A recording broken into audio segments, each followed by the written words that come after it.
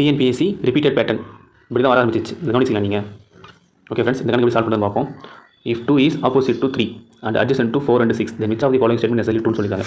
பாருங்கள், 2ங்கிறது 3க்கு ஆப்போசிட்னு சொல்லிட்டாங்க. ஓகேங்களா?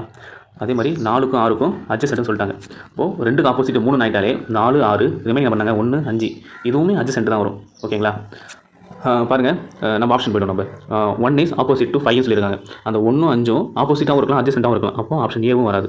அதே மாதிரி 4 இஸ் ஆப்போசிட் டு 6 சொல்லியிருக்காங்க. இந்த 4ம் 6ம் ஆப்போசிட்டாகவும் இருக்கலாம், adjacentஆகவும் இருக்கலாம். இதுவும் கன்ஃபார்மாக சொல்ல முடியாது நம்மளால். அடுத்து பாருங்கள், 4 இஸ் adjacent to 2 and 6 சொல்லியிருக்காங்க. இதை நம்மளால் உறுதியாக சொல்ல முடியாது. ஏன்னா 4ங்கிறது 2க்கும் 6க்கும் ஆப்போசிட்டாகவும் இருக்கலாம், adjacentஆகவும் இருக்கலாம். இதையும் நம்மளால் உறுதியாக சொல்ல முடியாது. அடுத்த ஆப்ஷன் பாருங்கள், 1 இஸ் adjacent to 2 and 3 சொல்லியிருக்காங்க. பாருங்கள், இந்த 2 and 3மே ரெண்டுமே ஆப்போசிட் தான். இந்த 2க்கு ஆப்போசிட் 3 3க்கு ஆப்போசிட் 2ங்கிறது நமக்கு இந்த ஆப்ஷன் நமக்கு கொடுத்துருக்காங்க சொல்லிட்டாங்க தெளிவாக. ஓகேங்களா? அப்போ கன்ஃபார்மாக 1ங்கிறது adjacentஆக தான் இருந்தால் நமக்கு பார்த்தீங்கன்னா நமக்கு ஆப்ஷன் டி தான் நமக்கு ஆன்சர் கரெக்ட். இப்போது 1 2க்கு 3க்கும் அருகில் இருக்கும் சொல்லியிருக்காங்க. ஓகேங்களா? பார்த்தீங்கன்னா டைஸ் கணக்கை பொறுத்த வரைக்கும் நார்மலாக நம்ம முன்னாடி பார்த்தீங்கன்னா ஒரு 4 டைஸ் கொடுத்துட்டு ஏதோ ஒரு நம்பர் கொடுத்துட்டு அந்த நம்பருக்கு ஆப்போசிட் என்னன்னு சொல்லிட்டு கேட்பாங்க. 4 டைஸ் படத்தை வச்சு நம்ம பார்ப்போம். நம்ம இப்போ பேட்டர்னே மாற்றிட்டே வரோம். நீங்கள் ஒவ்வொரு இப்போ ரீசெண்டாக இருந்த டிஎன்பிஎஸ்சி கொஸ்டின் பற்றி பார்த்தீங்கன்னா இந்த மாதிரி தான் கேட்க ஆரம்பிச்சேன் டைஸ் கணக்கு எல்லாமே. ஓகேங்களா ஃப்ரெண்ட்ஸ்? ஓகே, நான் இதே மாதிரி ஒரு கணக்கு இன்னும் ஒன்று உங்களுக்கு கொடுத்துருக்கிறேன் நான். இது நீங்கள் ஆன்சர் வந்து கமெண்ட் பண்ணுங்கள்.